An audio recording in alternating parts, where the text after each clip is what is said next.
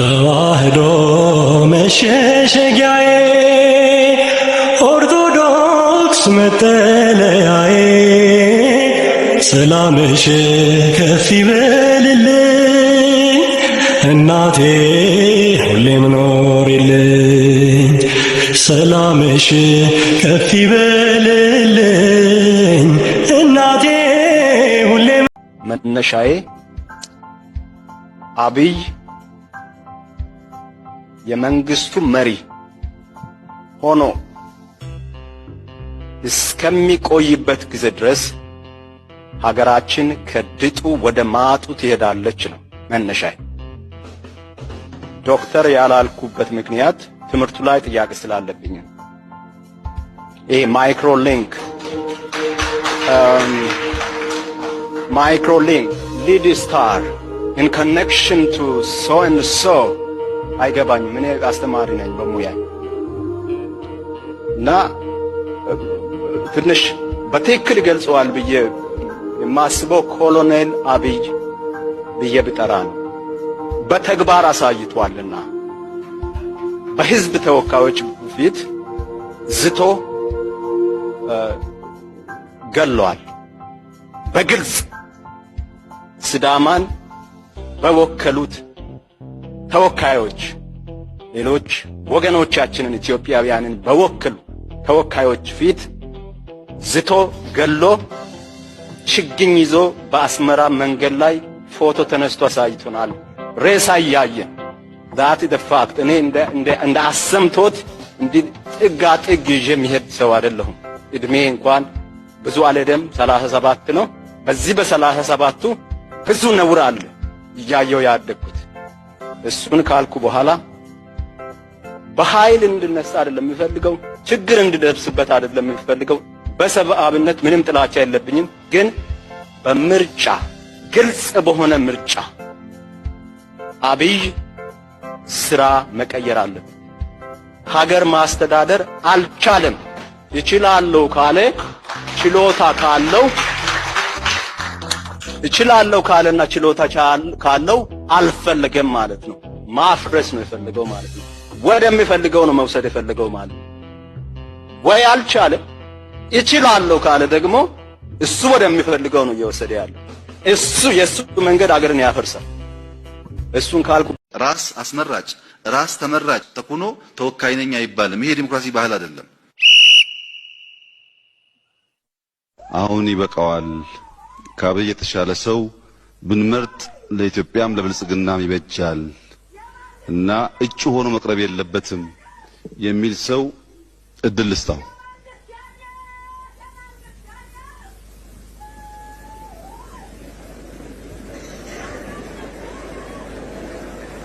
ጸጥታ ይሄ ብዙ ሰዎች የሚታዘቡት ምርጫ ነው። ዲሞክራሲያዊ መሆን አለበት። ሰላም ቢኒ፣ እንዴት ቆየህ? እንግዲህ የዛሬ ቆይታችን የሚሆነው ደግሞ እስኪ አጠቃላይ 2018 ዓመተ ምህረት ምርጫ እየተቃረበ ነው።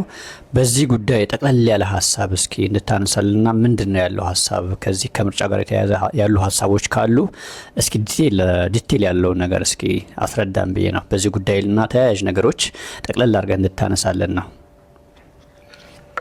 በስመ አብ ወወልድ ወመንፈስ ቅዱስ አሐዱ አምላክ አሜን። እንዴት ነህ?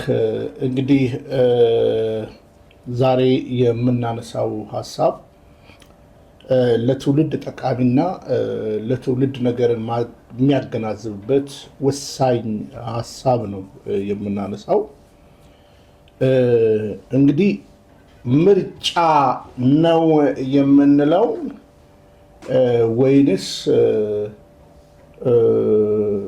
ምርጫ የሌለበት ወይም መራጭና ተመራጭ በአግባቡ ያልተሳለጡበት የምርጫው ሂደት ከዛሬ 5 ዓመት የተበለሻሸበት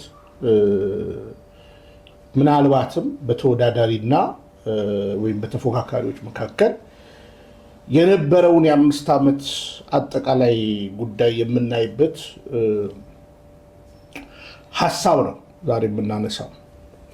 እንግዲህ በአፍሪካ አልፎም ተርፎ በዓለም አቀፍ ደረጃ የዲሞክራሲ ጽንሰ ሐሳብ የህዝብን የበላይነት ወይም ህዝብ የወደደውን በምርጫ ካርዱ ሊመርጥ የሚገባ በሁለት ወይም በአራት በአምስት ተፎካካሪ ፓርቲዎች መካከል የሚደረግ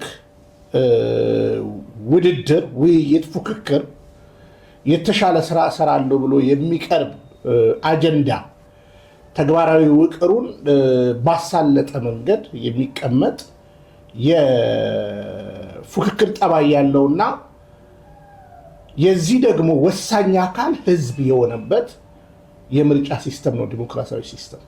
ሰላም ሰላም ፋሚሊ፣ ያው አንድ ነገር ላሳያችሁ ፈልጋለሁ።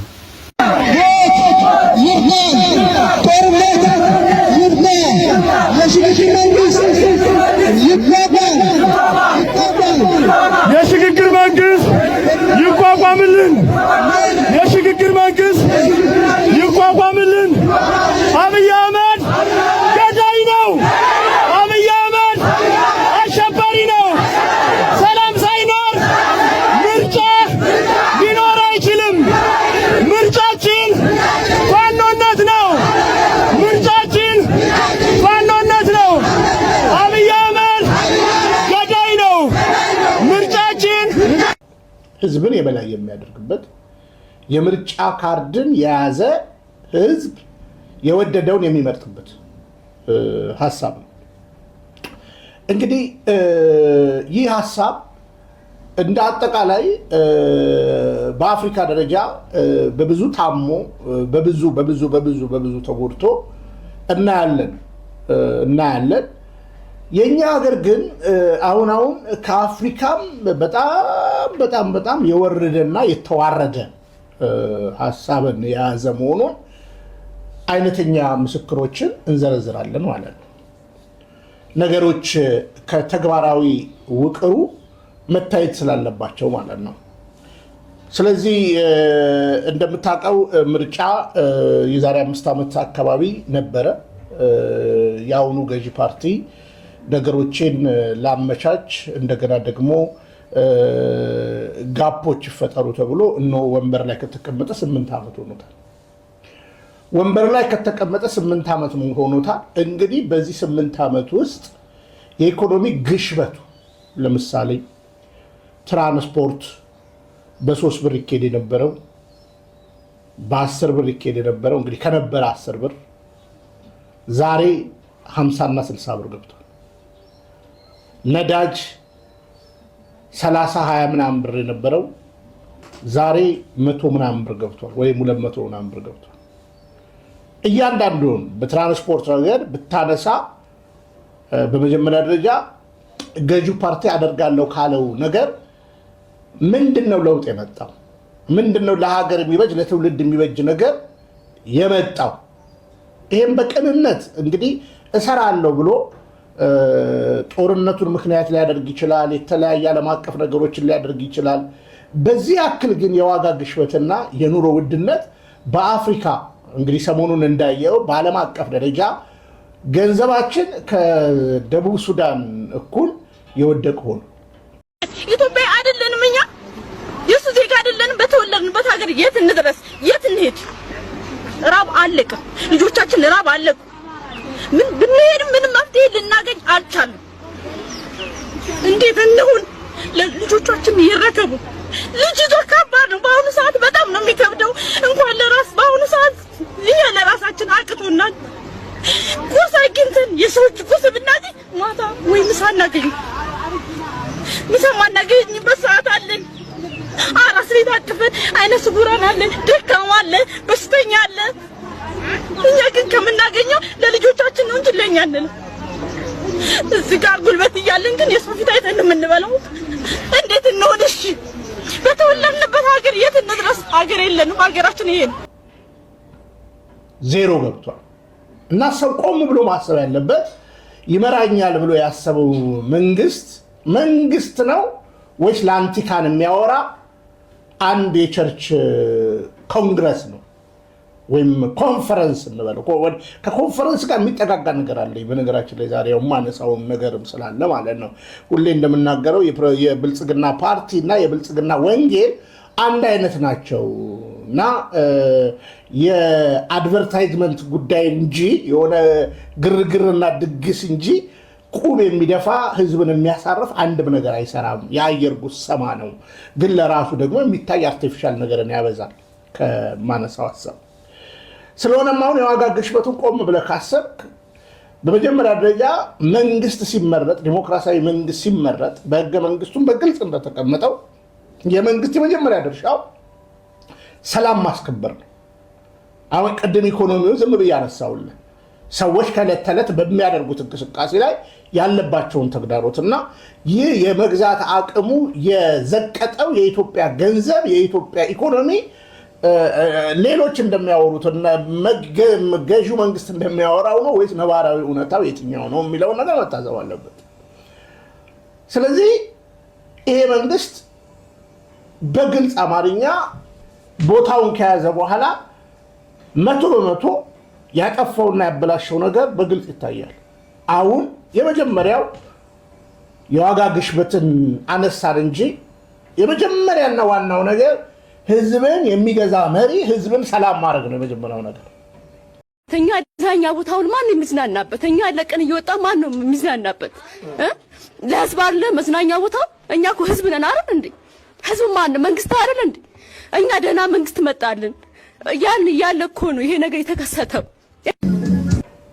ህገ መንግስቱን በግልጽ አማርኛ ያስቀመጠው መንግስት ህዝብን ሰላም ሀገርን ሰላም አድርጎ ለሀገር ሰላም ቅድሚያ ሰጥቶ ሰላምን ማስከበር። ስለዚህ እንድታስበው የሚያስፈልገው ለምሳሌ ሀገራችን ላይ ሰላም አለ ወይ? አንጻራዊ ሰላም የሚባል አይደለም። በነገራችን ላይ ሀገራችን ላይ አለ የሚባለው ማለት ሰላም የለም። መከላከያ የገባው ቀን እግሬ ተሰብሮ ቢሆን ምን አለበት? አንዴ ሞቻለሁ፣ ሁለቴ ሞት የለም። የበሰበሰ ዝናብ አይፈራም አሉ።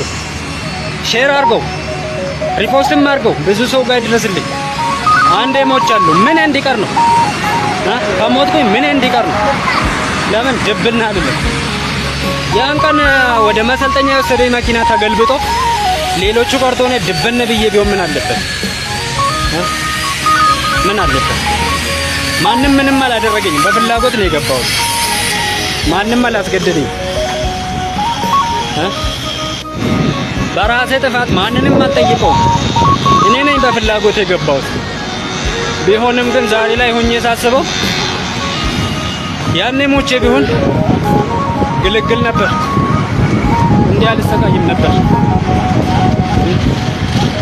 ስቃይ የስቃይ ለምሳሌ ከአዲስ አበባ ውጪ በሰላም ወጥተህ በሰላም መግባት አትችልም። ይልቁን አሁንም አዲስ አበባ ላይ በሰላም ወጥተህ በሰላም መግባት አትችልም።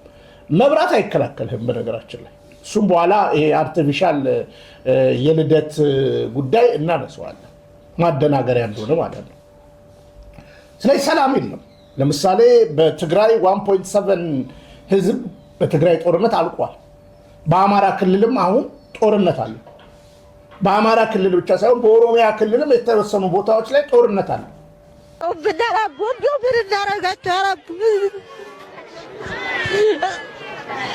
እየተሰቃየን ነው። ልጅ ይዘን እስኪ ቃዚ ሜዳ ላይ ልጅ ይዘን እየተሰቃየን አይደለም እንዴ? ለምን አሁንም ሁሉ ሁላ እያሰበ ነው የሚያድረው?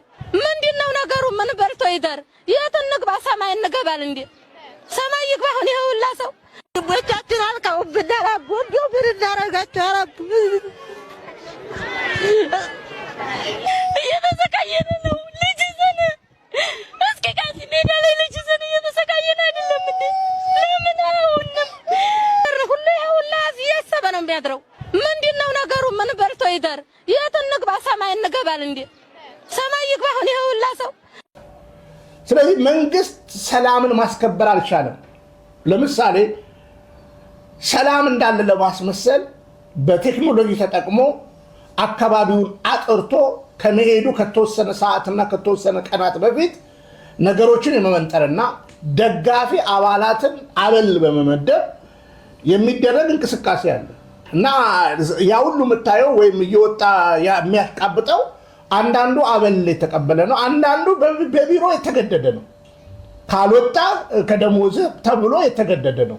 ስለዚህ የመንግስት መስሪያ ቤቶች አሉ እና ጠቅላዩ አርባ ምንጭ ቢሄዱ፣ ጠቅላዩ ወለጋ ቢሄዱ፣ ጠቅላዩ ባህር ዳር ቢሄዱ፣ ጠቅላዩ ደሴ ቢሄዱ፣ ጠቅላዩ የሆነ ቦታ ቢሄዱ፣ ድሬዳዋ ቢሄዱ አበል የተከፈለው የመንግስት ሰራተኛ ወይንም ደሞዝ ይከለከላል የተባለ የመንግስት ሰራተኛ እንዲሁም ደግሞ ሴፍቲኔት ያዋቀራቸው በየወረዳው የሚረዱ አንዳንድ ግለሰቦች ለማስታወቂያ የሚበጅ ነገርን እንዲያቀጣጥሉና እንዲሰሩ ያው እንደምታውቀው የብልጽግና ፓርቲ ወይም የዲሞክራሲ ጽንሰ ሐሳብ አንዱ አድቨርታይዝመንት ነው እና አድቨርታይዝመንቱ በአግባቡ አሳልጦ የሚመስል ግን አይደለም ፌክ የሆነ ሰላምን ለማሳየት መንግስት ይጥር እናያለን።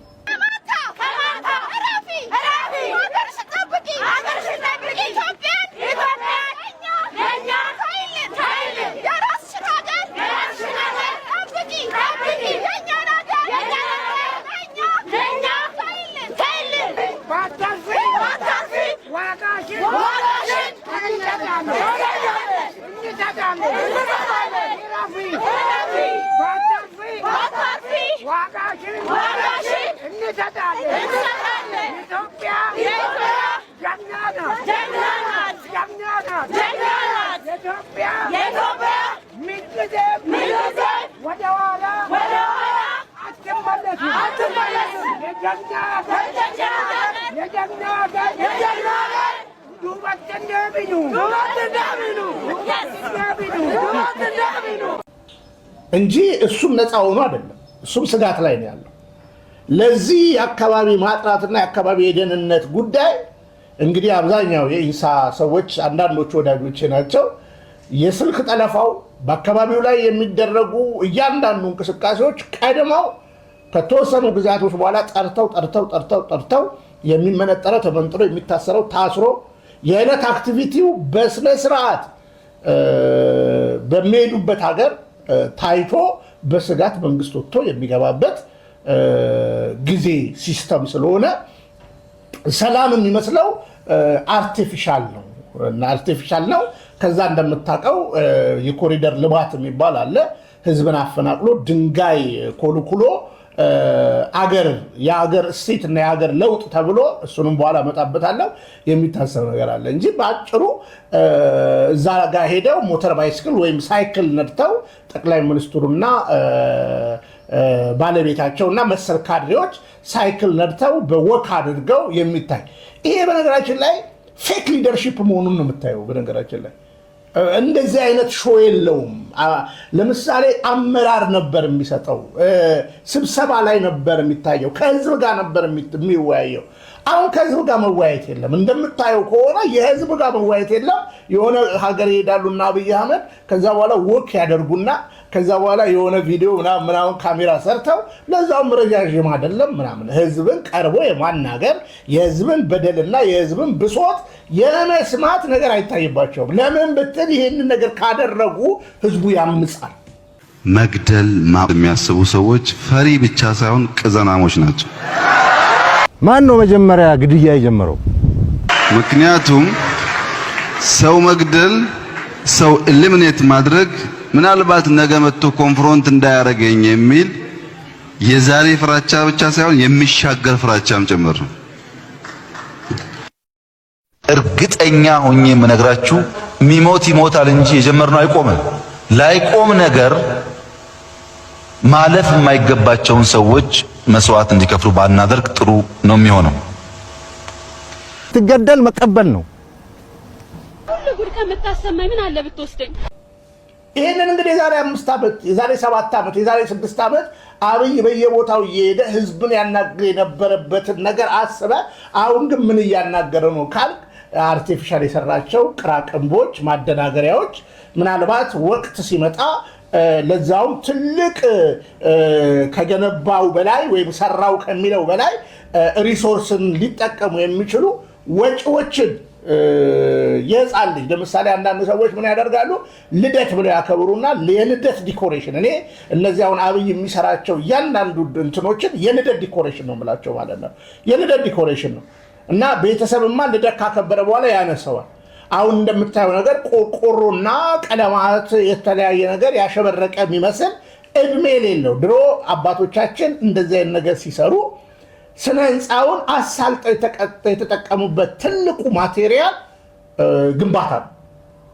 አሁንና አብይ ግን አይተህ ከሆነ ቆርቆሮ በመደርደር የተለያየ ነገር ሳር በመትከል አስበኳል። ለዚህ ሁሉ የሚወጣው ወጪውን አስበው ታውቃለህ? ረሃብ በሚያንገላታት ሀገር ላይ፣ ሰላም በሌላት ሀገር ላይ ይህ የምታየው አርቲፊሻል ነገር እንጀራ መሆን አይችልም። ከዚህ በፊት ገና አብይ ሲጀምር ይህን ነገር ተናግሬያለሁ። ምን ብዬ ተናግሬያለሁ?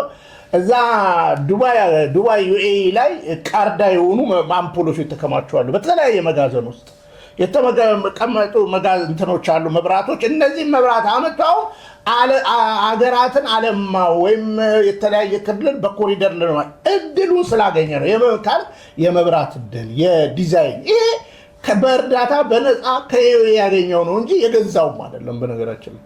ስለዚህ አይተህ ከሆነ መኖሪያ ቤት ውስጥ መብራት የለም፣ አደባባዩ ላይ መብራት አለ። ለዛም ትልልቅ ኮንሱም የሚያደርጉ የሚወስዱ መብራቶች በጣም ውድ የሆኑ መብራቶች በነፃ እንዳልኩ ቃድራ መጋዘን ውስጥ የነበረ ይሄ እንግዲህ አረብ ሀገራት ላይ ያሉ የተማሩ ነጋዴዎች ያውቁታል ስለ መብራት ጉዳይ ማለት ነው። ባይደወይ የአረብ ሀገር አሁን ሰሞኑንም የሚያነሷቸው የኤዥያ ሀገሮች አሉና አብይ አህመድ ማለት ነው። እነዚህ ሀገሮች በመጀመሪያ ደረጃ ህዝቡን እንጀራ ብልተው ነው ስራ የሰሩት። ህዝቡን አጥግበውት ነው ለህዝቡ የሚሆነው።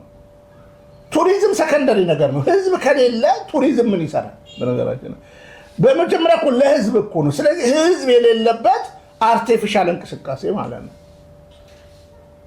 አሁን ነገር ያለው ከፕሮቴስታንት ኮንፈረንስ ጋር አንድ የሚሆንብኝ ነገር አለ እላለሁ። ስለዚህ አሁን የነበረውን የቃርዳ በመጋዘን ውስጥ ዩኤኢ መሪዎች ያስቀመጡትን አምፖሎች በነፃ ስላገኘ በኮንቴነር አስገብቶ ይህን ህዝብ ለማደናገሪያ ብሎ መብራቶች ገጠማ፣ ቀለም ቀባ ምናምን። ይህ የዚህ ውጤትን የምናየው የዛሬ 5 ዓመት ነው። ምክንያቱም ሊታደሱ ይችላሉ፣ ላይታደሱ ይችላሉ። እያንዳንዳቸው ነገር ቆም ብሎ ትውልድ ማሰብ ስላለበት እንደገና እነዚህን ለማደስ ለሳር ተካዩ ትላንትና፣ ለቀለም ቀቢው ትላንትና እንደተባለ ሁሉ ለሚጠብቀው ለእንክብካቤው ለምናምን ለመሰል ነገሮች አየህ ህዝቡን ያላማከለ እድገት፣ ህዝቡን ያላማከለ ለውጥ፣ ህዝቡን ያላማከለ አስተሳሰብ እንደያዘ በግልጽ የሚያሳይ ነው። ስለዚህ ማቴሪያል ስላገኘ ሰራው እንጂ ህዝብን የሚያማክለው ምንድን ነው ካልክ በአጭር አማርኛ ቀጥዬ የማነሳው ነው። አብይ ሲነግስ ዘይት 300 ብር ነበር። በአሁን ሰዓት 5 ሊትር ዘይት በአሁን ሰዓት 2000 ምናምን ብር ነው። አብይ ሲነግስ ጤፍ 8000 ብር አካባቢ ነው። አሁን 16000 ምናምን ብር። አብይ ሲነግስ በርበሬ ስንት ነበረ? ጨው ስንት ነበረ? እያንዳንዱ ነገር ህዝብ እንትን ያደርግ። ከዛ ይሄ ተጠቃሚ ህዝብ የሆነው ደግሞ ይህንን የሚገዛበት ደሞዙ ወይም ኢንካም ጀነሬት የገቢው ምንጭ ልክ እንደዛው በእጥፍ አድጓል። አላደገም። ኢትዮጵያ ውስጥ የሰራተኛ እንጂ የስራ ችግር የለም የሚል ቪዲዮ አየሁና በጣም ተገርሜ ነው ይሄን ቪዲዮ የምሰራውና አስቤበት ከራሴ ጋር ፖለቲካ ነው አይደለም ምናምን ብዬ አስቤበት ነው የሰሩት። አይ ቲንክ ፖለቲካ አይመስለኝም፣ ያለውን ሪያሊቲውን ነገር ነው የምናገረው። አንድ ደቂቃ ታገሱኝ። እኔ 2012 አካባቢ ቢዝነስ ማኔጅመንት ግራጁዌት አድርጌ ተመርቄ ስራ በምፈልግበት ሰዓት እንደ አጋጣሚ ሆኖ ቫካንሲ ይወጣል። ያ ቫካንሲ አዲስ አበባ መስተዳድር ነው የወጣው። አዲስ አበባ መስተዳድር አውጥቶት እንዳለ በተነን። ተፈተንኩኝና አለፍኩኝ። ወደ ወረዳ ወደ ክፍለ ከተማ ምናምን ተበተንን። ደረጃ 8 ነበር ደሞዜ መሰለኝ። አይ ቲንክ ደረጃ 7 ደረጃ 8 ወደ 3800 ብር አካባቢ ነው ደሞዜ የሚደርሰኝ። እጄ ላይ 2800 ብር ነው እና ከወር በ2800 ብር ተመላለሼ ማለት ነው የምሰራው። አንድ የወረዳ ሰራተኛ ጠዋት 12 ሰዓት አካባቢ ተነስቶ ፐብሊክ ሰርቪስ ጠብቆ እስከ ማታ 1 ሰዓት ድረስ ቤቱ የሚገባው በቀን ወደ 30 ምናምን ብር ምናምን እየተከፈለው ነው። 8 ዓመት የተሰራ ሰውዬ ወደ 8000 ብር ምናምን ነው ደሞዙ። ተቆራርጦ ወደ 6000 ምናምን ብር ይደርሷል። ስራው ሳይሆን ሰራተኛው ሳይሆን የጠፋው ሰው ዲዘርቭ የሚያደርገውን ነገር የሚከፍል መንግስት ዲዘርቭ የሚያደርገውን የሰራበትን የሚያክል የሚከፍል የግል ድርጅት ነው እንጂ የጠፋው ሰው አይደለም። እኔ ቢከፈለኝ የማልሰራበት ምንም ምክንያት የለም። እንዴት ነው ቤተሰቦቼን የምጠሩ? እንዴት ነው ራሴን የምንከባከበው? ራሴን እንዴት ነው ለፊውቸር የሚኖረኝ የማገባው የምወልደው ምናምን በ2000 ብር ደሞዝ ማለት ነው። አይ ቲንክ ብዙ አካባቢ ችግሩ ይሄ ነው። ሌላም ድርጅቶች ሰርቻቸዋለሁ። ብዙ አካባቢ ችግሩ የደሞዝ ችግርና የለፋበትን ያለ ማግኘት ነው እንጂ ሰው ስራ ሳይፈልግ ቀርቶ አይደለም። ስራ እንትን ሳይል ቀርቶ አይደለም። ግዴታ ኢትዮጵያ ውስጥ እንዲያልፍልህ ወይ ሌባ መሆን አለብህ ወይ ሙሰኛ መሆን አለብህ ወይ የሆነ ነገር መሆን አለብህ። ሶ ቢሮክራሲውን እንትን አድርገን የመግባት እድል የለንም እዚህ ውስጥ የአዲስ አበባ ልጆች በተለይ ብቻ ያሳዝናል። እንደዛ ነው እንጂ እኛ የመስራት ችግር ኖሮብን አይደለም። እናመሰግናለን። ይመቻችሁ። እዛም ጋር ላላችሁት መልካም ጊዜውን አላችሁ። እዚህም ላለ ነው ምድር ላይ ላለ ነው መልካም ጊዜውን አላችሁ። እንወዳችኋለን። ስላሴ በደና ጊዜ የተሰደደ ህዝብ አለን። በፖለቲካም በተለያየ መንገድ አሁን በርደሉ የተጫነው ከሀገር ውጭ ለሚኖረው ህዝብ ነው።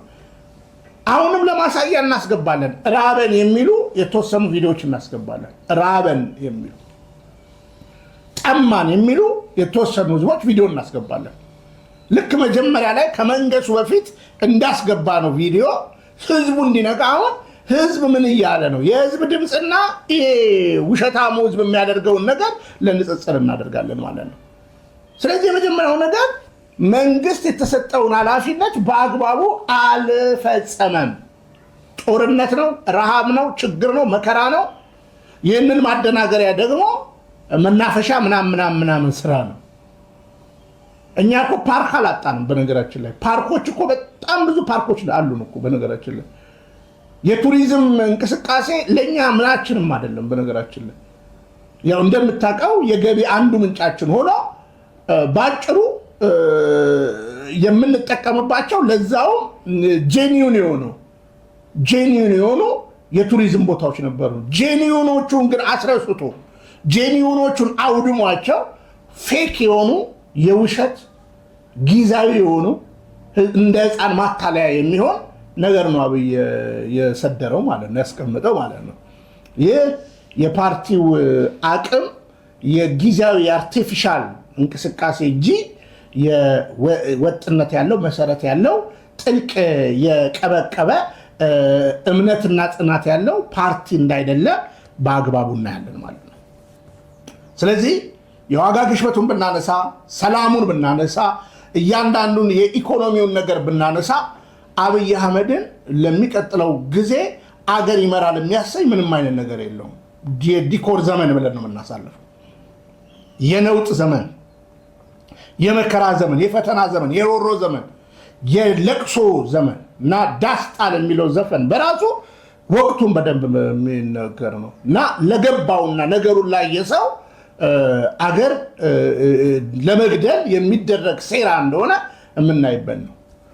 ያው አይተህ ከሆነ የአዲስ አበባ ስም ብቻ ሳይሆን በአንዳንድ የነ ናዝሬት የነ ደብረ ዘይት ብቻ ሳይሆን የኢትዮጵያ ስም ሁሉ ይቀየር የሚል የምክክር ኮሚቴው ጋር የሚቀርብ አንዳንድ ቦታ ላይ የሚያነሱ ሰዎች ያሉበት ናቸው። እነዚህ እንግዲህ የሀገር ስም እንግዲህ ላለፉት 100 ዓመት ተቀምጣበት የነበረውን ይህን ታላቅ ስም ደግሞ ራቅ ካልን ደግሞ በመጽሐፍ ቅዱስ ከ7500 ዓመት በፊት የነበረውን ታላቋን ስም ኢትዮጵያ የሚለው ይቀየርልን የሚል የቅንጦት የብልጽግና ወንጌልና የብልጽግና ፓርቲ የምኞት ቀዘፋ የታየበት ነው እና እስከዚህ ድረስ የመዝቀጥ ነገር ታይቷል። ሁለተኛው በዚህ የዲሞክራሲ ጽንሰ ሀሳብ መራጩ በህዝብ ቢሆንም ተፎካካሪዎች አሉ። 5 ሊሆን ይችላሉ፣ 2 ሊሆን ይችላሉ፣ 3 ሊሆን ይችላሉ። እነዚህ መራጭ የተባሉት ህዝቦች መብታቸውን በአሁኑ ሰዓት በምንድን ነው ከተባለ እየተገደዱ ነው ለምርጫ የተዘጋጁት። ኢትዮጵያ ውስጥ እርግጠኛ ሆኜ የምነግርህ 10% የኢትዮጵያ ህዝባዊ ሰዓት በምርጫው ረገድ አምኖበት አይደለም የሚመርጠው፣ ተገዶ ነው። ምርጫችን ናዶ ነው። ከኔ ጋር ትላለች። ምርጫችን ናዶ ነው። ናዶ የመረጠ ነዳጅ በቤቱ ይቀዳል። ፈተናዎች ይበዛሉ። ቢበዙም እረፍት ይመጣል። በናዶ ዮሴፍ ቀጠለ። 70 ቤተሰቦች 600 ሺህ ህዝብ ሆኑ። አምኖበት አይደለም የሚመርጠው፣ አበል ተከፍሎት ነው። አምኖበት አይደለም፣ በማስፈራራት ነው የተመረጠ ያለው። እሺ የህዝቡ ግዴታን እንዲካየን ተፎካካሪ ፓርቲ የተባሉት ምን ይመስላሉ? ለምሳሌ ምርጫ 97 2092 እያንዳንዱ ዘመናት እንግዲህ እኔ ከ87 ጀምሬ ምርጫ መርጫለሁ። 87 92 97 2002 2000 ምናምን እያልክ መርጠናል። ይነስም ይብዛ በድካም በብርታት ምርጫን በማጨናበር እንደገና ደግሞ አሸናፊው አካል ህዝቡ ያወቀው ጉልበታዊ ነገር የተደረገበት ነገር አለ። ምንም የማንደራደረው የዛሬ 5 ዓመት የነበረው ምርጫ የትግራዩን ነገር ትተን በሌሎች ቦታ ላይ በነበረው ነገር መስሎን ሁላችንም እኔም በአደባባይ እንደተናገርኩት በምርጫ ካርዴ ተጸጸትኩኝ ብዬ እንደተናገርኩት ተታለን መርጠናል። ብልጽግና አገር ያረጋጋልናል፣ ሰላም ይሰጠናል፣ መሰል ነገሮችን ያደርግልናል ብለን ሁላችንም ተታለን መርጠናል። በጊዜውም የነበሩ ተፎካካሪ ፓርቲዎችን ብንጠራጠራቸው የተጠራጠርናቸው እውነትም ለቅራቅንቦ ስለሆነ ቦታውን የፈለጉት ተፎካካሪ ፓርቲዎች አብዛኞቹ በብልጽግና እንትን ውስጥ ገብተው የግል ጥቅማቸውን እያደለቡ አሁን ደግሞ ሰሞኑን ለአዲስ የምርጫ ዝግጅት ልክ ብልጽግና ሊኮንኑ እኛንን እዛ ውስጥ ሆነን የሰራ ነው ብለው ህዝብን ለማደናገር የሚሞክሩት ነገር አለ። እውነተኞቹ የት ናቸው ከተባለ እውነተኞቹ እስር ቤት ናቸው። ጠቅላይ ሚኒስትሩ በኔ ዘመን ማሰር፣ መግደል መሰል ነገሮች የሉም ብሎ በአደባባይ እንደተናገረው ሁሉ መግደል የሚያስቡ ሰዎች ፈሪ ብቻ ሳይሆን ቅዘናሞች ናቸው። ማን ነው መጀመሪያ ግድያ የጀመረው? ምክንያቱም ሰው መግደል፣ ሰው ኤሊሚኔት ማድረግ ምናልባት ነገ መጥቶ ኮንፍሮንት እንዳያረገኝ የሚል የዛሬ ፍራቻ ብቻ ሳይሆን የሚሻገር ፍራቻም ጭምር ነው። እርግጠኛ ሆኜ የምነግራችሁ የሚሞት ይሞታል እንጂ የጀመርነው አይቆምም። ላይቆም ነገር ማለፍ የማይገባቸውን ሰዎች መስዋዕት እንዲከፍሉ ባናደርግ ጥሩ ነው የሚሆነው። ትገደል መቀበል ነው። ሁሉ ጉድ ከምታሰማኝ ምን አለ ብትወስደኝ። አሁን ግን በግልጽ አማርኛ ይህንን ቪዲዮ እናስገባዋለን። ጠቅላይ ሚኒስትሩ ማሰር፣ መግደል በኔ ዘመን አይኖርም ያለውን ቃሉን አጥፎ በፓርላማ ህጉ በማይፈቅደው የመከሰስ መብታቸው ተነስቶ ሳይነሳ እሰሩ፣ ፍቱ ምን እያለ እንኳን ተፎካካሪ ፓርቲዎቹን የራሱን የተቃወሙትን ፓርቲዎች ወይም የተቃወሙትን አባላቶቹን እነታየ ደንዳን ጨምሮ ወደ እስር ቤት ለእንግልት ያበቃ ነው። አንዳንዱም በቫይብሬሽን የገደላቸዋሉ። ይሄ በግልጽ አማርኛ ነው። የሞቱ የቀደሙ ፖለቲከኞች እንዴት ሞቱ ብዙ ነገር ልናስብ እንችላለን። ታሪክ እንግዲህ በጊዜ ሂደት ስለሚያወጣው ማለት ነው። ስለዚህ በመጀመሪያ አሁን ከማጋ ነው የሚወዳደረው ብልጽግና? ውድድሩን የሚያደርገው የሚፎካከረው ከማጋ ነው? በመጀመሪያ ያሉት ራሱ ተሰግስገው ያሉት የብልጽግና አሽቃባጮች ናቸው። አሁን ተቃዋሚ ይመስላሉ፣ ፊት ለፊት ደግሞ ናቸው አብዛኞቹ። ሁሉንም እንትን ባለን። ሁለተኛ ወደ ፓርላመንት ቢገቡ እኔ እንግዲህ የዛሬ 6 ዓመት ስለ ፓርላማ በጣም ተናግሬያለሁ። የዛሬ 8 ዓመትም ተናግሬያለሁ። በፓርላማ የነበረውን ዲፕሎማቶች የሚቀመጡበት አባቶች የሚቀመጡበት ይህ አሸባሪነቱ ሲታወጅ መሰል ነገር የት ነበራችሁ አባቶች? እዛ ቁጭ ብላችሁ ለእንዴት አትቃወሙም? የሽብርተኛ ኃይል ሲወጣ ይገደል ሲባል እንዲደረግ ሲባል ሀይ ታው ልክ አይደለም ብላችሁ ታውቃላችሁ ብዬ የሰራሁበትም ዘመን ሁሉ ነበር አለ ዩቲዩብ ላይ ደረዛው ጭኛዋለሁ አንዳንዱ። ስለዚህ አሁን እነዚህ ሰዎች ተመርጠው አሁን ተፎካካሪ ነን የሚሉ አሁን አይቻለሁ አንዳንድ ጥሩ ሰዎች ፓርላማ ቢገቡ ከነ ክርስቲያን እጣ ፈንታ ውጪ ያገኛሉ ወይ? የነ ክርስቲያን ታደለን እጣ ፈንታ ነው የሚያገኙት ወይስ በነፃነት አያደርጉት? የራሱን የበላ እነ ታዬን እነ ዮሐንስ በኋላው ሌሎችን እንደበላ ሁሉ አሁንም እነዚህ ቆይ የሆነ ተመረጠም ብለው ቢገቡ እውነት ለመናገር ይዋጣሉ ወይስ ከተቃወሙ ይታሰራሉ? ይሄ ያለፈው 5 ዓመት ማሳያ ነው። ስለዚህ የተቃወሙ እውነተኛዎቹ እስር ቤት እየበሰበሱ ነው።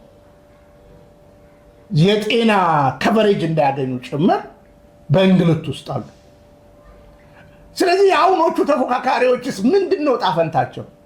ወይስ በጊዜያዊ መንገድ ከምርጫ በፊት የሚያገኘውን አበል ካገኘን በኋላ የበጀት ካገኘን በኋላ እንደ ተፎካካሪ ፓርቲ ደግሞ ቢያንስ እዚህ አዲስ አበባ ላይ እንደተመረጡት አንዳንድ ሰዎች እንደ ፕሮፌሰር ብርሃኑ እድሉን አግኝተን ምርጫ ሲመጣ ተገንጥለን አስመስለን እንቃወማለን።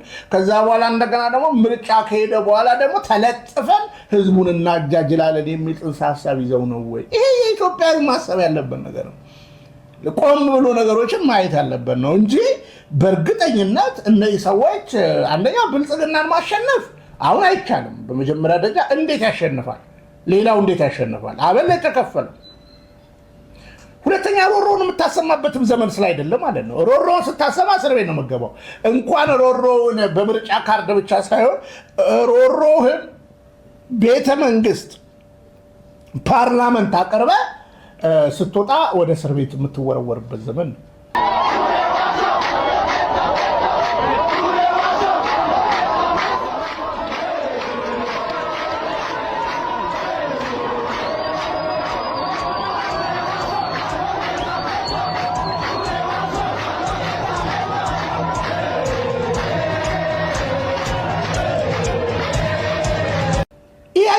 የዲሞክራሲ ጠባይ አይደለም። በሌላ አፍሪካ ሀገር እንኳን እማናየው ነው። እውነተኛ ሊደርሺፕ ቢኖር ከጠቅላይ ሚኒስትሩ ጀምሮ ሁሉም ወደ እስር ቤት የሚገባበት ጊዜ ነው። ለምሳሌ ጠቅላዩ ሲናገሩ እናስገባዋለን ቪዲዮዎች እንግዲህ በመሃል ጠቅላዩ ሲናገሩ እኔ 1 ብር አልሰርቅም አሉ። 1 ብር እንዴት ይሰርቃሉ? ጠቅላዩ እንዴት 1 ብር ይሰርቃሉ?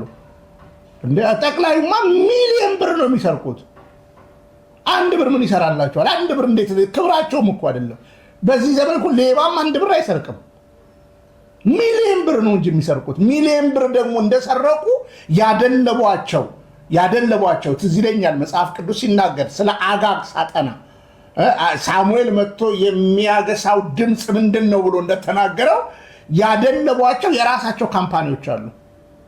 የነዚህ ካምፓኒዎች በቢሊዮን ዶላር 15 ቢሊዮን እየተባለ የሚነገርለት ድርጅት የአብይ አህመድ ድርጅት ነው። ይሄ ድርጅት ከየት አመጣው ብሩን? ይሄን ሰውዬ እናውቀዋለን፣ ድሮ ኔፓ እንደነበረ ማለት ነው። ከየት አመጣው ይሄን ብር? ስለዚህ እውነት ነው ጠቅላዩ 1 ብር አይሰርቁም። ምን ይሰራለታል 1 ብር? በቢሊዮን ነው። ፓርላመንት ላይ እኮ አይተናል እኮ። ምን ታመጣላችሁ 49 ቢሊዮን ዶላር ቤተ መንግስት ይገነባል ብላችኋል፣ እኔ ግን በ500 ቢሊዮን ነው ምናምን ብሎ እኮ ሲውረገረግብን ነበረ። ምን አገባችሁ? ማንም ሊጠይቀኝ አይችልም የሚል ደፋር መሪ፣ የሀገር መሪ ያየነው አብይ አህመድን ነው። ምን አገባችሁ ስለ ገንዘብ? እኔ ልጠይቁ ለምኜ ነው የማመጣው። አብይ እኮ የበሻሻ ሰው እኮ አይደለም።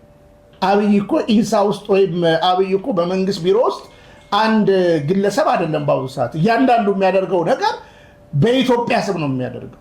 በግሉ ለምኖ የሚያመጣው ምንም አይነት ነገር የለም። በግሉማ ለምኖ ቤተሰቡን እንኳን ማኖር እንዳልቻለ መረጃ እናቀርባለን። ሚስቱ 7 ዓመት ሙሉ የእርዳታ ቤት ውስጥ በአሜሪካ ትኖር ነበር፣ የቤት ኪራይ እንኳን መክፈል ስላልቻለ። አሁን የሚሰበስበው የትኛውም ገንዘብ ሀገር እንደ አደጋ ውስጥ ልገባበት የቻለችው ጠቅላይ ሚኒስትር ስለሆነ ነው ኢትዮጵያ። እና ማን ነው የሚጠይቀው? ማን ነው እዳችንን በአግባቡ የሚነግረን? ወደ 80 ምናምን ቢሊዮን ዶላር እዳ ውስጥ እንዳለን ይነገራል። ከሀገር ውጭም በሀገር ውስጥም ተደምሮ እነሱ እንኳን ያመኑት 50 ምናምን ቢሊዮን ነው ብለው ተናግረው ይህንን እዳ ተሸክመን ይህንን እዳ ተቆልሎብን የእርዳታ አምፖል ድሮ የእርዳታ ስንዴ ነበረ። የእርዳታ አምፖል ሀገራችን ላይ ተተክሏል፣ ሲሚንቶ ምናምን ቴራዞን ምናምን ችግኝ ተተክሏል ተብሎ ህዝብ ለውጥ ነው ብሎ የሚያስብ ከሆነ ምርጫ ሲመጣ ጠባ ያለ አሁን ትላንትና እያየን ነው። ነዳጅ ልናመርት ነው፣ እንደዚህ ነዳጅ ልንልክ ነው ምናምን። ሰላም ናችሁ ጓደኛሞች? ስሙ ካሁን እኔ ተከራካሪ ነገር በሾኩትን እኔ አድፋ ይሻላል፣ በሾኩትን ለኔ አድፋ ይሻላል። እግዚአብሔር ይሄ ምንድን ነው? ኮፖን አይደለም እንዴ? ምን ማለት ነው ይሄ? ካለ ዝም ብሎ ለቀጣ ይሻላል አይደል? ይሄ ከየለም በፊት ኩፖን እኔ ወረፋ ላይ የገባ እነሱ ኮፖን ይጠይቃል። እሺ እኔ በሁለት ወር ዞር ኮፖን አገኘ። ለኔ አይቀጣም። ለምንድን ነው? ከኔ ጋር ጨዋታ ነው። የወርጋት እንትን ዋጋ ምንም የለም። የወርጋት እንትን የስቴፕም ውሸት ነው እንዴ? የውሸት ነው እንዴ? ና የወርጋት ከፍሬንች ጋር ጨዋታ ነው እንዴ? ምን ማለት ነው? ከፍሬንች ብዙ ሰዎች በኔ ሰሙ ወደ ማዕከላዊ ኢንቨስት አስፈርግረ አሁን በነዳጅ ጉዳይ ይፈራ ይሸሻ ነው ባረት። ምን ማለት ነው? ተነንተኔ ወደዚህ ማዲያ እነሱ ነግረና ጋ ዛሬ እኔና ማዳ ወደ ፈላየ ድረስ መኪና ግራ በኩል ቀኝ በኩል ዝም ብሎ ለሚከረከረ ነው። በኋላ ፒክጃ ያሳያ ይሻላል። ከዛ በኋላስ እኔ ከዚህ ወደ ቦታ ድረስ ከዛስ ለኔ ነገር ዞሮ ውስጥ ገባ፣ ዝም ብሎ ገባ። እሺ እኔ ዞሮ ውስጥ ገባ። ሌላ ሰዎችም ዝም ብሎ ለኔ ከረከረው። ለምንድን ነው ያለቀበኝም? ምን ማለት ነው? መንግስት ለዚህ ስራ ነው እንዴ? የታችኛው በኩል መንግስት ለዚህ ስራ ነው እንዴ? ምን ማለት ነው? ለፍሬንች ውሸት ነው፣ ለኢንቨስተር ውሸት ነው። ስለዚህ ዋጋ ምንድን ነው? ሁሉም አይተፋ በቃ። አሁን ነዳጅ ከነዳጁ በፊት ካለው ደግሞ የኑሮ ውድነቱን እንደምታውቀው እዚህ ኡጋንዳ ከመጣንበት ቀን ጀምሮ የዋጋ ግሽበት የለም።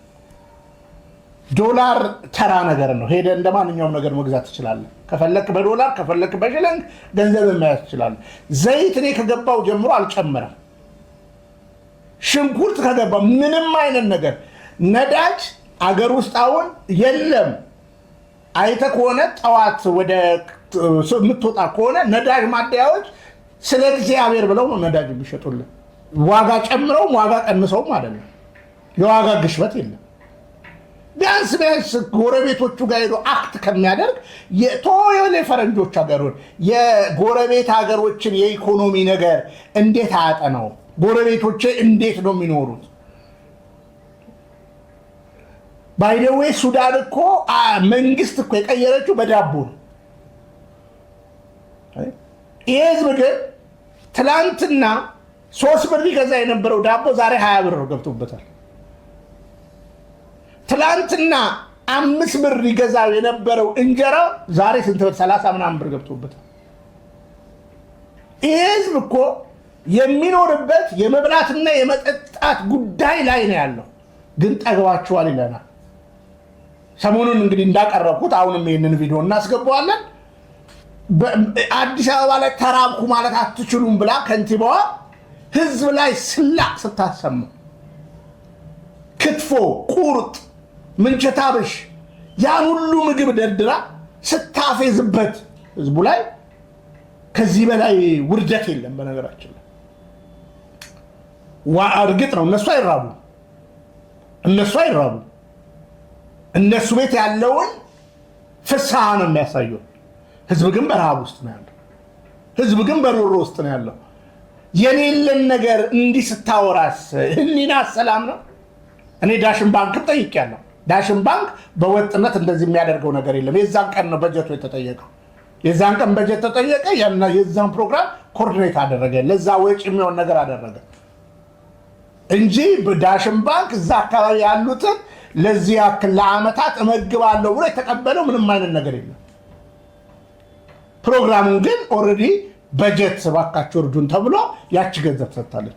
ግን አይተሃል፣ ህሊናን የሸጠ መንግስት፣ ህሊናን የካደ መንግስት መታ የድፍረቷ ጥግ ተራብን ማለት አትችሉም ብሎ ህዝብ ላይ ማፌዝ በጣም ውርደት ነው በነገራችን ላይ። ታዲያ ከዚህ ሁሉ የክህደት፣ ከዚህ ሁሉ የወንጀል፣ ከዚህ ሁሉ የጥዩፍ ባህላችን፣ ምክንያቱም ውሸት በባህላችን ጥዩፍ ነው በቃ። ስለዚህ ከዚህ ሁሉ የውድቀታችን እንትን ማስታወቂያ ሰሪዎቻችን ደግሞ በጣም ነው የሚገርሙን ማለት ነው። ለምሳሌ እንደምታውቀው ኮንፈረንስ አድቨርታይዝመንት ይፈልጋል፣ ማስታወቂያ። አሁን አብይ አህመድ ይህንን ማስታወቂያ የሀገር መሪዎች በመጡ ቁጥር እኛ ፍጹም ገለልተኛ አጥኞች ነን፣ ከማንም ምንም አይነት ገንዘብ አልወሰድንም። ሰዎች ጥሩ ጊዜን ለማሳለፍ ብራዚል፣ ሪዮ፣ ቬነስ የመሳሰሉ ቦታዎች ከሚሄዱ መስከረም ላይ አዲስ አበባ መጥተው አዲስ ዓመትን ቢያከብሩ ላለሁ። እኛ ለአዲስ ዓመት ወደ ስኮትላንድ እንሄዳለን። ግን እዚህ የተሰራው ስራ ዓለም አቀፍ ደረጃውን የጠበቀ በመሆኑ እዚህ ማሳለፍ ይቻላል እላለሁ። This very city of Addis Ababa that I visit at least once a year and I never recognize it. It is changing with the speed of light. This city has become one of the most significant global diplomatic centers in Africa. As home to the headquarters of the African Union and as the continent's third largest United Nations peace station, hosting one of our largest country teams in the world. የሀገር መሪ እኮ ወደ ሀገር የሚገባው አንድም ነባራዊ ለመጣበት ዓላማ ነው። ለምሳሌ በአንዳንድ ታዋቂ ሀገር መሪዎች መስክሩልኝ ይላቸዋል። እችን ሀገር አልለወጥኳትም። በመሰረቱ የመጡት መሪዎች የኢትዮጵያን ጓዳ ጉድጓዳ የት ያውቁታል? መጥተው ሆቴል በልተው ነው የሚሄዱት፣ የሚፈልጉትን አድርገው ነው የሚሄዱት። የኢትዮጵያ ሕዝብን የቱ ጋር ቀርበው አወያይተውታል? ስለዚህ ያደረገው ልክ ብልጽግና አብይ አህመድ ልክ እኔ ተናግሬያለሁ የዛሬ 8 ዓመት ወደ መንበሩ ሲመጣ ያደረገው ነገር ምንድነው? የፌስቡክ ሰዎች ነበሩት፣ የዩቲዩብ ሰዎች ነበሩት። እንተዋወቃለን። የአምባዬ ልጆችን 20 የፌስቡክ እና የዩቲዩብ ቡድኖቹን እናውቃለን። ሰውየው የማስታወቂያ ኃይልን ያውቀዋል። ሁለተኛ ቴሌቪዥን ነበረው እነ ፕራይም ሚዲያ ጭምር ማለት ነው። ስለዚህ የሚዲያውን የተለያየ የሚዲያውን ነገር ኮንትሮል አድርጎታል። ስለዚህ ይህን ኮንትሮል አድርጎት ይህ የማስታወቂያ ስራ ህዝቡን ለማፍሰስ፣ ህዝቡን ለማደናገር፣ ያለውን ነባራዊ ነገር ለመሸፈን ተጠቅሞበታል፣ እየተጠቀመበት ነው። አሁን የነሱን ቻናሎች በኢቲቪ ምናምን ገብተህ ብታይ ብዙ ህዝብ አያያቸው፣ ድግስ ከሌለ፣ በዓላት ከሌለ። ነገር ግን በሶሻል ሚዲያ ላይ የገዛቸው ሰዎች አሉ። በቅርብ ጊዜ ማሳያ ይሄን ጎረምሳ ላሳየ፣ ሌሎቹን ትተን ስለ አርሲ አደጋ እኛ እንደዛ ስንጮ የነበረ ጊዜ ይህ ጎረምሳ እባክህ የሀገራችንን ጉዳይ ዘግብልን ብለን የአሜሪካ ምርጫ ነበረ ስንለምነው ነበረ። ይሄ አሁን የምታየው ጎረምሳ። ነገር ግን ይሄ ጎረምሳ በአብይ አህመድ ቅጥረኛ ስለነበረ አንድም ስለ ኢትዮጵያ ሊዘግብልን አልቻለም። አሁን ሰሞኑን ግን 20 ሚሊዮን ከፍሎ አስመጥቶት የኢትዮጵያ ገጽታ አይተህ ከሆነ ቲክቶከሮችን አብይ በነገራችን ላይ መውረድ ይችልበታል። በነገራችን ላይ ወርዶ ይገላል። በነገራችን ላይ ወርዶ ግን አብይ አያነሳም። በነገራችን ላይ ጥቅም እስካላገኘ ጉዳዩ ጥቅም እስከሌለ ውጪ ጥቅም ካገኘብህ ወርዶ ይፈልጋል። በነገራችን ላይ ለማስታወቂያ ወርዶ ይፈልገና ቤት ይሰጠና አሳይመንት ሰጥቶ ከተወሰነ ጊዜ በኋላ ቤቱን ይነጥቃል። አንዳንዶች ሲመሰክሩ ማይተና ጥቅም እስካገኘበት ድረስ ይወርዳል። ጥቅም ሲያጣብ ይጥላል። ለዚህ እኮ ነው ከ200 ያላነሱ ሚኒስቴሮች በዚህ ዓመታት ውስጥ አልፈናል። ሰዎች ተሹመው ወርደዋል። ስለዚህ ማስታወቂያ ሰሪዎች አይተህ ከሆነ የዓለም የምናምን ፕሬዚዳንት ያመጣልና እሺ ለፍልፉልኝ ስለ አገደረኩት ለውጥ ይላል። እነሱም ደግሞ በቃ ምናቸውም አይደለም ቱሪስቶች ናቸው። ቱሪስት በመጣቁ ዋው ምናምን ነው የሚለ ዋው ብለው ይናገረዋል ማለት ነው። እንዳልኩ በመጣ በቃርዳምፖል ማለት ነው። ይሄ ለታሪክ ይቀመጥልኝ። ስለዚህ እየከፈለ ቲክታከሮችን የግንባታ አገር ሰላም ነች ለማለት ማለት ነው። ግን እውነት ለመናገር እኮ የድሮ ቱሪስት መጥቶ አዲስ አበባ አርፎ በማግስቱ ከአዲስ አበባ ትግራይ፣ አማራ ክልል ላይ አፋርና ኤርታሌን ባሌ ዋሻዎችን ለመጎብኘት ተራራ የባሌን ተራራ ለመጎብኘት በወለጋ መስመር በተለያየ ቦታ ላይ ደቡብ ክልል ላይ እየዞረ ነው አለ ወይ? የለም። የሚመጣ ቱሪስት የለም። አሁን ቱሪስት ስለሌለ አብይ አህመድ ባለስልጣን ሲመጣ ሲተንፍሱልኝ አምፖሉ እንዴት እንደለወጥኩት አያችሁ ምናምን ይላል። እሱ ደግሞ ዋው እንዴት አሳምራችሁታል፣ ቆንጆ ሆቴል ነው ዛሬ ያደርኩት እንደሚለው ከዛ በኋላ እሱ አድቨርታይዝመንት ያችን ያደርሳና ተመሰከረልን ይላል። እብሪት ነው በነገራችን ላይ እብሪት ነው። እንዳልኩ የአንድ ኮንፈረንስ ዝግጅት ማለት ነው። እና ሰባኪዎቹ ተቀጥረው ይመጣሉ። ትደረምሳለህ፣ ተሳክቶልሃል ምናምን ተመለስ ንስሐ ግባ የሚል በብልጽግና ወንጌል ውስጥ የለም። ጸድቋላ ጨርሷላ። በብልጽግና ወንጌል ውስጥ ከታክሲ ወራጅ እንኳን አይባልም። አባዱ ላይ ያለበት ቸርችን ካየው የጃፒ ቸርች ላይ ከታክሲ ለመውረድ ሲታሰብ በሀገራችን ባህል ወራጅ አለ ነው አይደል የሚባለው። እነሱ ግን ከፍ አድርገን ነው የሚሉት። ከቃል አጠቃቀም እንኳን ስንፍናን አይናገሩም። በነገራችን ጻድቅ 7 ይወድቃል ይነሳል።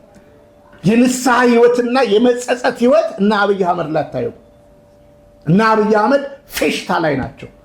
ይሄ ፌሽታቸው ደግሞ በሰው ደም ላይ ነው፣ በህዝብ ደም ላይ ነው። ስለዚህ ማስታወቂያ ሰሪዎችን ከተለያየ ሀገር እያመጡ ህዝቡን ያደናግሯል። ከአፍሪካ ከተለያየ ቦታ ኳስ ተጫዋቾችን መሰል ኳስ እየተጫወተ ህዝብን ማወያየት የሚባል ነገር የለም። አልፎ ተርፎ አሁን በጣም ሊሰመርበት የሚገባው ወሎ ላይ አይተህ ከሆነ እድሜ ለማነው ስሙ ለቴዲ አፍሮ መራይባ ነው የሚባሉ እንደዚህ ዝጀራ ላይ ያሉ እናቶችን ቴዲ አፍሮ በማሳየቱ አብይም የብልጽግና ፓርቲዎችም ሄደው ሰብስቧቸው አልብሰዋቸው ምን ብለው ያንኑ ነገር አክት ሲያደርጉ ቴዲ ማስገብቶታል። ቴዲ ብዙ ነገር ሰርቷል። በነገራችን ላይ ይህንኑ ነገር እንደገና አብይ አህመድ ሲያደርግ ታያል። በግልጽ ሆነ። ስለዚህ ወደ ምን ውስጥ ገብተዋል? ቢያንስ ህዝቡ እንዲካድምልን እንዲያስቃብጥልን መንፈሳዊ በሚመስልም የሚል ከዝየራው ጀምሯል። ያ ብቻ አይደለም። እንደምታውቀው እሑድ ዕለት በቀሲስ ታጋይ በሃይማኖት ተቋማት በፕሬዚዳንት የሚመራ 1000 ከተለያየ እምነት የተሰበሰቡ ሰዎች እንዲጸልዩ በአንድ ቦታ ላይ ፕሮግራም ቀርጿል። እሱንም እናስገባዋለን። ቀርጿል ማለት ነው። 1000 ምናምን ሰው ማለት ነው። ምን ማለት ነው? የሃይማኖት አባቶች እና ኦርቶዶክሶች ይመጣሉ፣ ፕሮቴስታንቶች፣ ሙስሊሞች ይመጣሉ፣ ጆቫ ዊትነሶች ይመጣሉ፣ ሞርሞኖች ይመጣሉ፣ ቡዲዝሞች ይመጣሉ፣ ዋቄፈና ይመጣል፣ ጠንቋዮች ይመጣሉ። መምጣት ያለባቸው ሁሉ የሃይማኖት ሰዎች ይመጣሉ ማለት ነው። ከዛ በኋላ ይጸልያሉ ማለት ነው። በመጀመሪያ ደረጃ ምንድን ነው አሁን እኛ ቤተክርስቲያን እኮ ምን ላቋውጃለች? ቅዱስ ሲኖዶስ ምን እኔ አሁን አባቶች በዛ ቦታ ላይ ቢገኙን ያልፈርድባቸውም ተገደው ነው። እኛ ተሰደን ነው እየለፈለፍን ያለ ነው። እነሱ ግን እዛ ፊት ለፊት ነው፣ ግዴታቸው ነው። አናደርግም ቢሉ የተሻለ ነው፣ ግን ግዴታቸው ነው። አልፎ ተርፎ ካድሬ ቆሞስ ነን ባዮች አይተህ ከሆነ ስንዴ ይዘው ሲነሱ እንደዚህ አይነት አባቱን ላይ ያፈራንበት ዘመን ላይ ደርሰናል።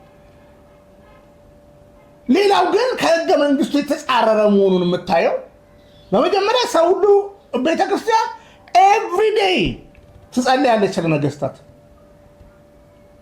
እናንተ መኳንንቶች ደጆችን ክፈቱ ብቻ ሳይሆን ስለ አየሩ ለዛም ስለ ወንዙ በልክ ብላ ቤተክርስቲያን ኤቭሪዴይ ምልጃዋን ታቀርባለች፣ ጸሎቷን ታቀርባለች ወደ አምላኩ። ስለ መሪዎች ስለ ሹማምንቶች ኤቭሪዴይ ታቀርባለች። ስለዚህ እነ ታጋይ እንግዲህ በስመ በሻሻ ከዚህ በፊት ተናግሬያለሁ። ታጋይ እኔ እንደገና ደግሞ ፓስተር ታምራት አንድ ላይ ሆነን የበሻሻ ልጆች ነን በሻሻ እያለን ነው የምንተዋወቀው ሲሉ እኔ በጣም አፍሬያለሁ። የማይተዋወቁ ሰዎች ለጥቅማቸው ተዋውቀናል ምናምን ሲሉ ሰምቼ አውቃለሁ። ስለዚህ እነዚህ በስመ በሻሻ የተሰበሰቡት በሃይማኖት ውስጥ እንግዲህ ጊዜው የኛ ነው ብለው ለፖለቲካ የሚያቀነቅኑ ሰዎች ነገ እንግዲህ እሑድ ዕለት ከ9 ሰዓት ጀምሮ ጸሎት ፓርቲ ነው ጸሎት። አሁን ከዛ ይመሻል ያን ፋውንቴን ሊለቅባቸው ነው። ያን ውሃ እንዳልኩ ነው የእርዳታ ትላንት ስንዴ ነበር እርዳታው በነፃ የገቡ ሲስተሞች ማለት ነው። ግን ኢትዮጵያ የብድር መጠኗ ከቀድሞው በእርግጠኝነት ሆኜ የምነግርህ በ4 እጥፍ በልጧል ወይም በ5 እጥፍ ልቋል። በቢሊየን ገንዘብ ተበድራ መብራትና አምፖል ከሆነ በቃ ድሮ እኮ እውነት የተማረ ቢሆን ኖሮ እኮ ለዚህ በተበደረው ልክ ማሽን ያስገባል። ገበሬው እርሻ እንዲያርስ ነዳይ ከኖረ ማለት ነው። ማዳበሪያ ተረስቷል። ማዳበሪያ የሰው ልጅ ደሙ ነው። ማዳበሪያ የሚባል ነገር የለም። ገበሬው ማዳበሪያ ሊገዛ ቀርቶ አማራ ክልል ላይ የገንዘብ መጠን ምን ያህል ችግር እንደሆነ በደንብ ይታወቃል። ኦሮሚያ ክልልም ለቅሶ አለ። አሁንም እናስገባለን። ኦሮሚያ፣ አማራ፣ ትግራይ ክልል ላይ የህዝቦች የእናቶቻችን ሮሮ እናስገባዋለን። ህዝብ አይቶ መፍረድ አለበት። እኚህ እናት አማራ ናቸው፣ እኚህ መሀል ላይ ያሉት ኦሮሞ፣ እኚህ ጥግ ላይ ያሉት ደግሞ የትግራይ እናት። እስቲ አንዴ የሚሉትን በደንብ አዳምጧቸው። ምን ነው እናቴ ምን ቸገረ? ምግብ ለሁን የት እየሄዱ ነው? ትሰደድ ለምን አይኒነት ምን ልብላ ሮሚላ ከነ ጎዳራ ማይላ ኮሁነ ቃራ አንተ ቆንቀቡ ታደዋኛኒ ወርክ ቆለቡና እንደፈደሩ ከቀ ቆለቡና ዛው የተነገር ሲይዛ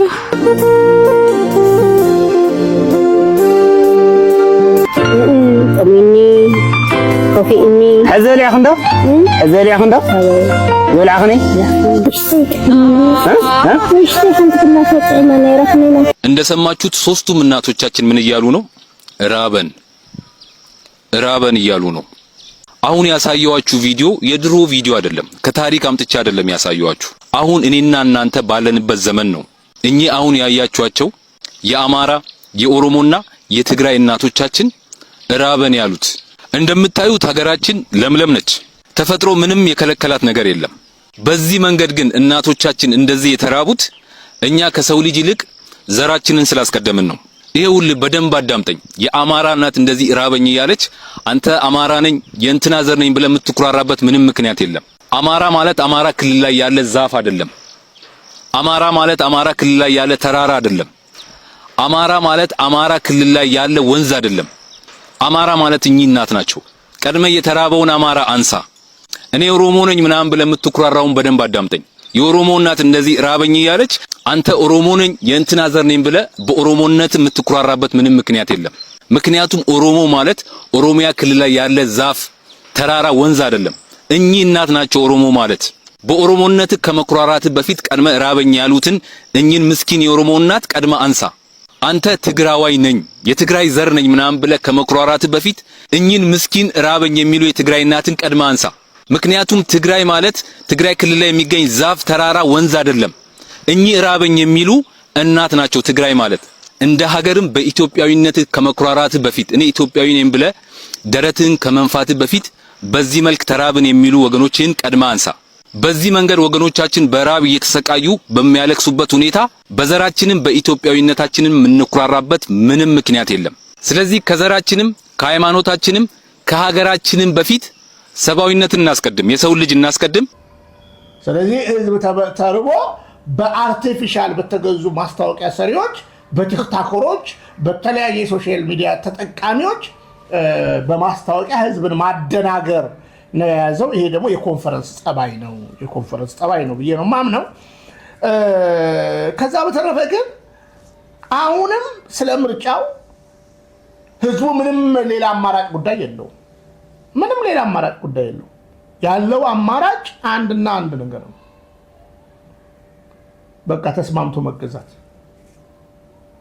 ምክንያቱም ኃይሉን ሊያወጣ አልቻለም እንጂ እኮ አብይ አህመድ ቆይቷል እኮ መውደቅ ከነበረበት እና አንዳንዶች እንዴ በጣም እኮ ሀገሪቷ እኮ ተለውጣለች፣ ሰርከስ የሚሰሩ ልጆች፣ መናፈሻ ወንዙ እንደዚህ ምናምን።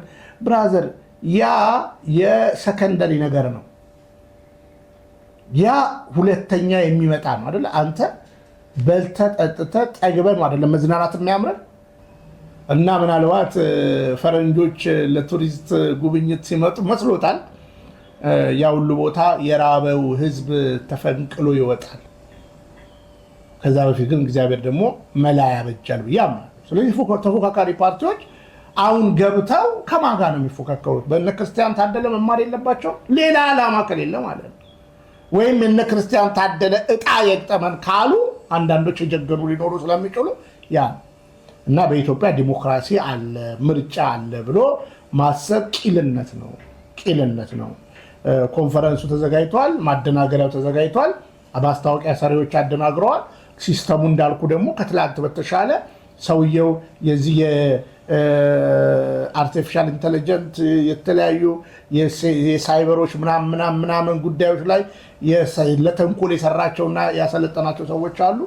እና ምርጫውን አሸነፍኩ ለማለት ለይስሙላ ተደረገ እንጂ በፍጹም ይሄ ትክክለኛ ለሀገር ሰላም ለሀገር የሚበጅ የምርጫ ሂደት እንደሌለ በአንክሮት እናገራለሁ። ይህ እንግዲህ ክፍል 1 ሊሆን ይችላል።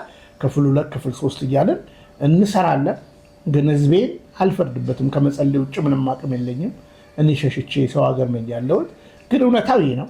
ቢያንስ ለታሪክ እንዲቀመጥልን ነው የምንናገረው። እና ብልጽግና እንዳልኩ የኢህአዴግ ልጅ ነው። የኢህአዴግም ልጅነቱ በጣም ከባድ ልጅ ነው። በነገራችን ላይ በጣም ከባድ ልጅ ነው እና በቃ እንደ ስሙ ህዝብን እያረደ ህዝብን እየገደለ ህዝብን እየጨረሰ ራሱ ለብልጽግና ብቻ ዛሬ በሞት መንግስተ ሰማያት እገባለሁ እያለ በድፍረት የሚናገር ፓርቲ መሆኑን በአይነት የታየበት ነው። ከዛ በተረፈ የኢትዮጵያ ህዝብ መቼም አርቲፊሻል ነገር ድግስ ጊዜያዊ ነው። በድግስ ሀገር አትቆምም። በነገራችን ላይ ድግስ ወቅታዊ ነው። ሀገር የምትቆመው በተረጋጋ ኢኮኖሚ ነው እና ኢኮኖሚውን ማስተካከል ያልቻለ መንግስት ነው ብዬ አላስብም። ቢያንስ ከጎረቤት አፍሪካ ሀገሮች ይማሩ። ዛሬ የሚቃወማት ኤርትራን ቆም ብሎ ያስብ። የኤርትራ መንግስት ምንም በተጽዕኖ ቢመራ ለህዝቡ ግን ቀለብ ያቀብላል እና ቀለብ እንዳትበላ አፍን ላይ ከቆመብ መንግስት ከዚህ ባሰ ክፋትና ክርፋት አይጠበቅም ብዬ ነው ማምነው። በዚህ አጋጣሚ ደግሞ ህሊናቸውን የሸጡ ሰዎችም አይቻሉ። ጋዜጠኛ ነን ብለው የታሪክ አዋቂ ነን ብለው ህሊናቸውን የሸጡ በጣም በሚዛን የዘቀጡ።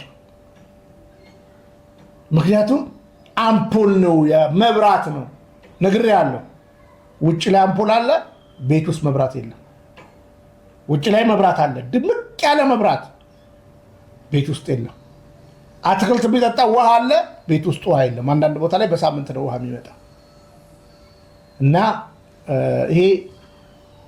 ይሄንን ቅሌት ይሄንንና ውርደት ደግሞ ሊሸፍኑ የሚጋጋጡ ጋዜጠኛና የፖለቲካ ምሁርነን የታሪክ ምሁርነን የሚሉ ሰዎች ያሳፍሩኛል። የሃይማኖት መሪዎች ዝምታም ያሳፍረኛል። በዚህ ሁሉ ደግሞ ያው እንግዲህ የተያዙበት ነገር አለ። የሃይማኖት ተቋማት መሪዎች አቶ ታጋይ ታደለና ፓስተር ማነው ስሙ ታምራት አበጋዝ የሚባሉ ሰው እነሱ ናቸው እንግዲህ ህዝቡንም እንትን እያደረጉ ያሉት። መሰል ነገሮች ከመሬት ከምናምን ብዙ ነገር ልናነሳ እንችላለን። ለዛሬ በዚህ ቃል ለማንኛውም ትውልድ ንቃ መልእክቴ ነው። ሰላም እግዚአብሔር ከሁላችን ጋር ይሁን። ሰላም ተዋህዶ መሸሸጊያዬ ኦርቶዶክስ መጠለያዬ ሰላምሽ ከፍ ይበልልኝ እናቴ ሁሌም ኖሪልኝ ሰላምሽ ከፍ ይበልልኝ